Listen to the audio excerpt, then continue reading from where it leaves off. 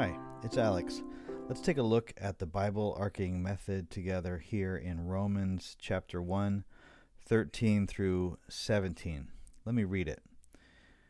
I do not want you to be unaware, brothers, that I have often intended to come to you, but thus far have been prevented, in order that I may reap some harvest among you, as well as among the rest of the Gentiles. I am under obligation both to Greeks and to barbarians, both to the wise and to the foolish. So I am eager to preach the gospel to you also who are in Rome. For I am not ashamed of the gospel, for it is the power of God for salvation to everyone who believes, to the Jew first, and also to the Greek. For in it, in the gospel, the righteousness of God is revealed from faith for faith, as it is written, the righteous shall live by faith. Now, the first thing we want to do after reading the scripture is to begin to identify the individual propositions, the individual verbal assertions. So let's walk through this and see if we can do that together. Right at the beginning, we see this first proposition, I do not want you to be unaware, brothers. There's something that Paul wants his brothers to be aware of, to know.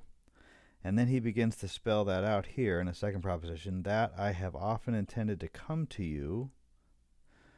Then a third proposition set off by this keyword, but, thus far have been prevented, comma, in order that, another keywords here, set of keywords that points us to another proposition, in order that I may reap some harvest among you, as well as another set of keywords pointing probably to a comparison, as well as among the rest of the Gentiles.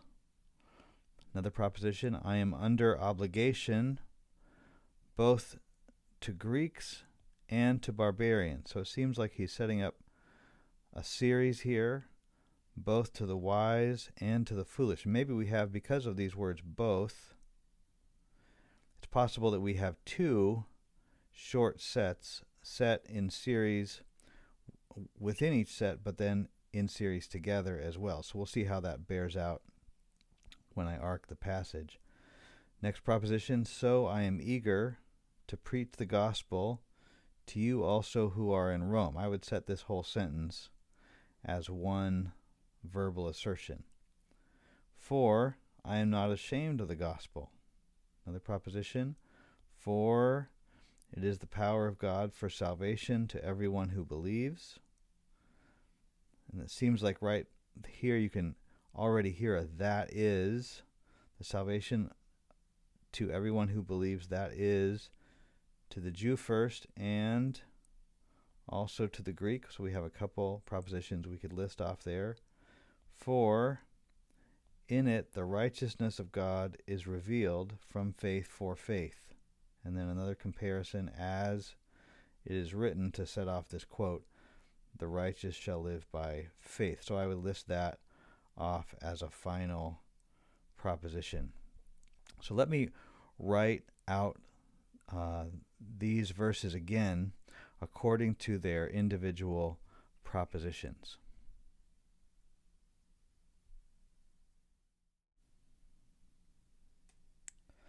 Paul says, I do not want you to be unaware, brothers, that I often intended to come to you, but thus far have been prevented, in order that I may reap some harvest among you, as well as among the rest of the Gentiles. I am under obligation both to Greeks and to the barbarians, both to the wise and the foolish. So I am eager to preach the gospel to you also who are in Rome. For I am not ashamed of the gospel, for it is the power of God for salvation to everyone who believes, to the Jew first, and also to the Greek. For in it the righteousness of God is revealed from faith for faith, as it is written, the righteous shall live by faith.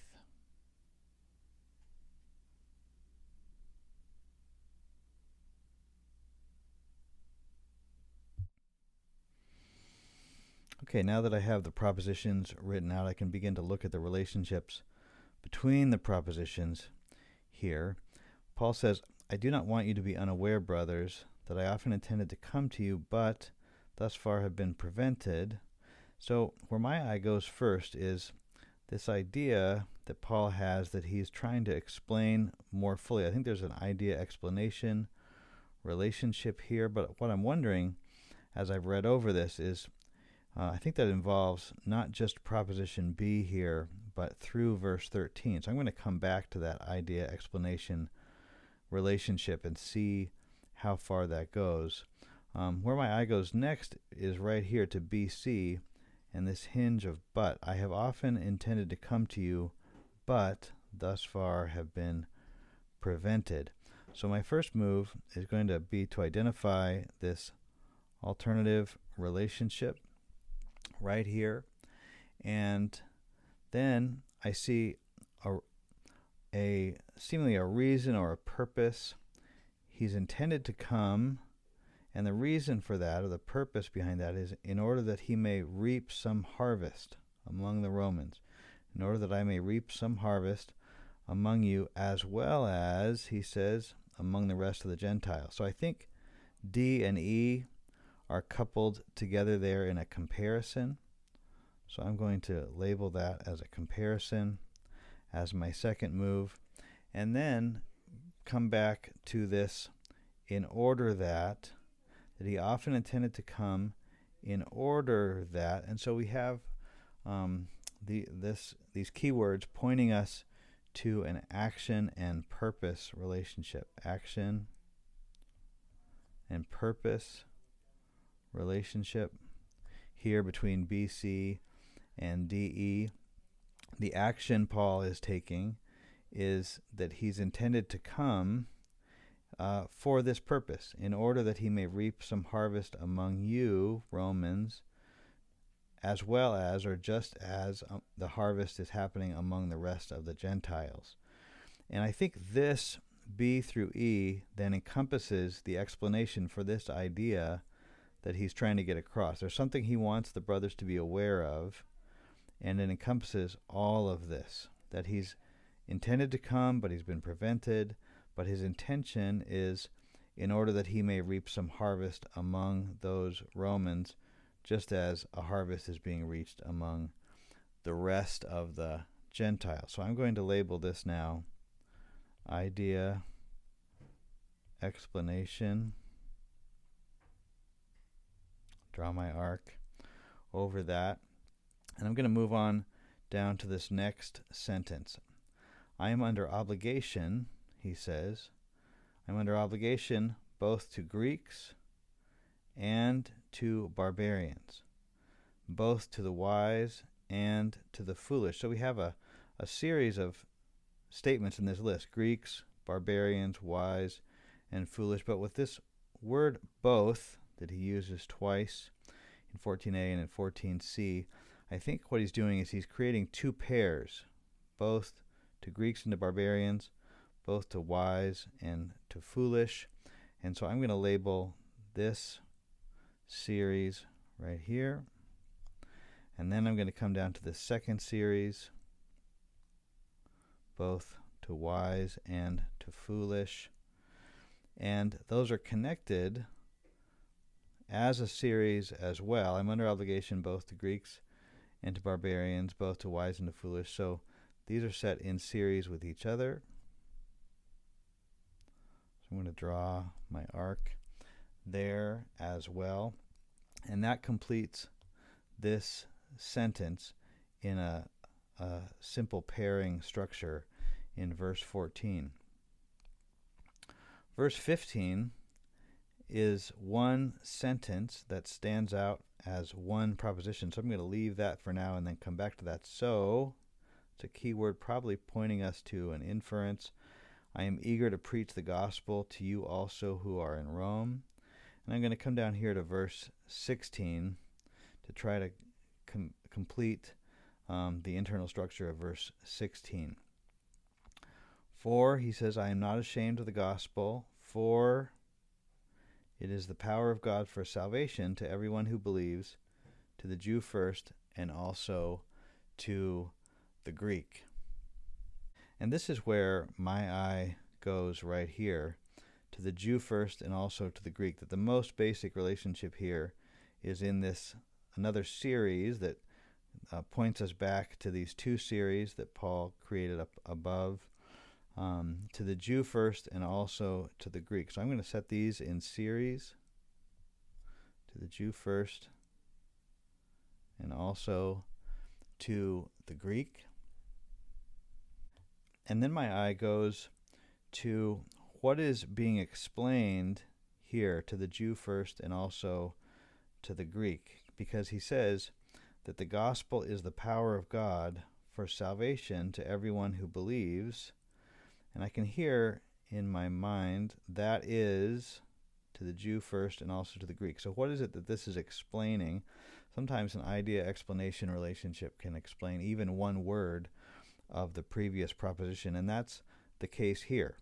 To the Jew first and also to the Greek is explaining who is this everyone. Everyone who believes. And by everyone, he means the Jews and the Greeks. So we have an idea, explanation, relationship. So I'm going to go ahead and label that idea, explanation, relationship here.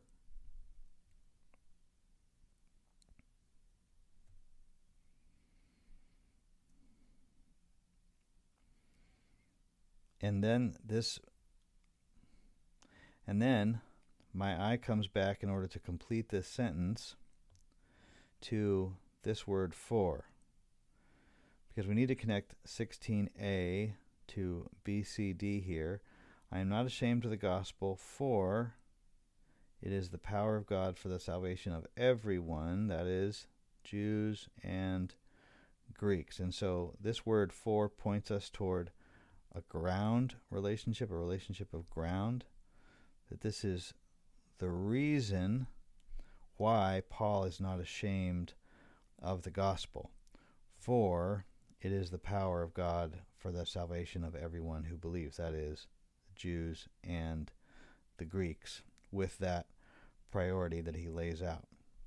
Which then brings us to verse 17.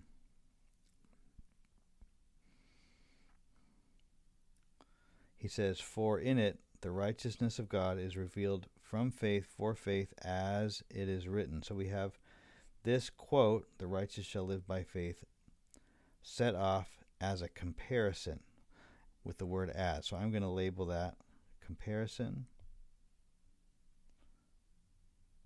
just as Paul uses this famous quote from Habakkuk to undergird his argument here. So now we've completed each of the sentences here with our propositions, and we need to begin to ask, what is the relationship between each of these sentences that we have arced out? My eye goes to the relationship between verse 13 and 14 first. I did not want you to be unaware that I intended to come to you in order that I may reap some harvest among you as well as among the rest of the Gentiles. And then we're not given a keyword here at this hinge, so we have to imagine what word could we insert right here to transition to that he is under obligation both to Greeks and to barbarians. That this seems to be the reason, this obligation seems to be the reason for his intention here. That he's under obligation is the reason. And so one word to try on for size that comes to my mind is simply the word for.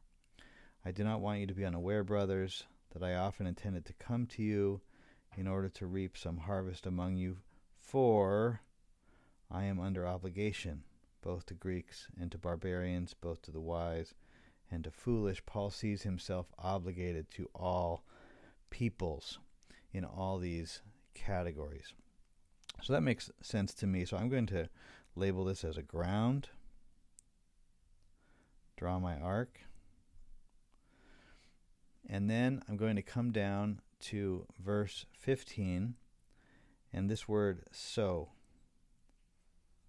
If his obligation is the reason for his intention, then in 15 he draws an inference, a therefore, what is true as a result of what's come before. So, therefore, Paul is eager to preach the gospel to those also who are in Rome. So the word so points me to an inference relationship. So I'm going to label that inference and draw my arc here. And then I have the question of, does verse 16 then relate directly to what came before it, or is there a relationship between verse 16 and 17 that is more basic that we want to define before we relate this pair to what's come before? So let me look at this hinge right here of verse 17 to see if is this the reason. We have the word the word for here, which points us to a relationship of ground. And is this the reason for everything that has preceded, or does it specifically focus on something in verse 16 that would make us draw the arc here over verses 16 and 17? For in it the righteousness of God is revealed from faith for faith. It seems to me that this is pointing to the reason, the ground or the reason for why the gospel is the power of God for salvation to everyone who believes. The reason it is the power of God for salvation to everyone who believes is because in the gospel, the gospel, the righteousness of God is revealed from faith for faith, as it is written. So I think there is a more basic or direct relationship here between 17 and 16, that 17 is the reason why 16 is true. So I'm going to label this as a ground here in 17 first. And then I'm going to ask, what is the relationship then that is hinged right here between 13 through 15 and 16, 17? And my eye comes back to this word that we're given right here, this key word for, which again points us to a relationship of ground. That here he's talking about his eagerness to preach the gospel. And then starting in verse 16, he begins to talk about his valuing, not simply his eagerness to preach, which he addresses in verse 15, but now in verse 16, his valuing of the gospel itself. That in 13 through 15, he was talking about his eagerness to preach to those who are at Rome. And then in 16 and 17, he is the reason why he's valuing the preaching of the gospel itself. What is this gospel that he is preaching? And so this relationship is defined by the word for, so I'm going to label this as a ground.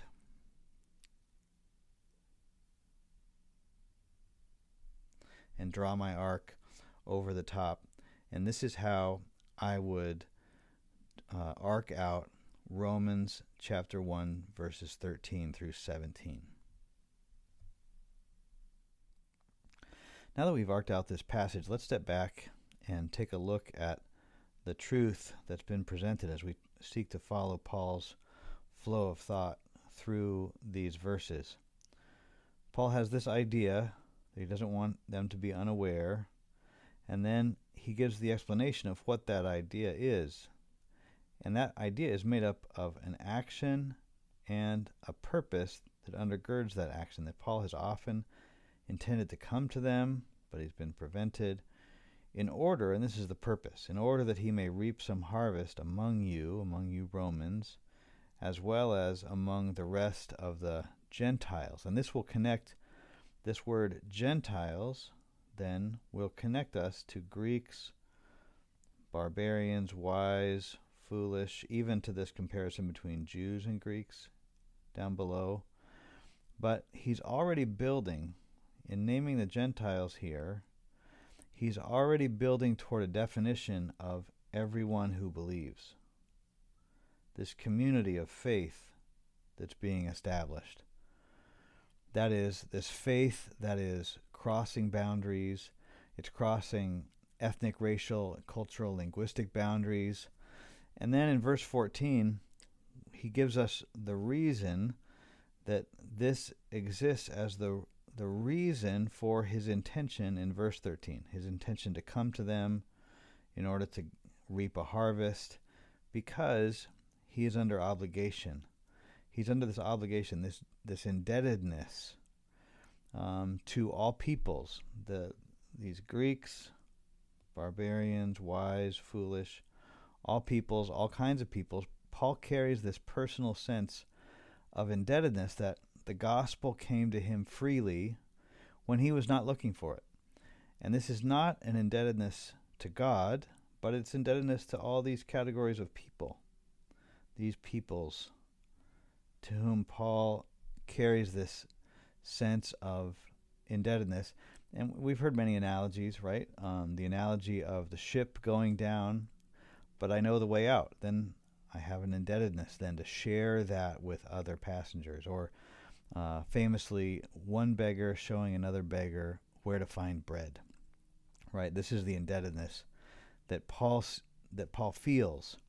And then in verse 15, since he's under this obligation to all these people, Greeks, barbarians, wise, foolish, the inference then is that therefore he's also eager to preach the gospel to you also who are in Rome, to all those who are in Rome. And this is a reference of how his sense, Paul's sense of total obligation, works out with reference to those who are specifically at Rome. And this eager sets off a little inclusio here in this section between the word eager and this intention that Paul specifies at the beginning, and creates this package here as Paul fleshes out why he's eager to come to them.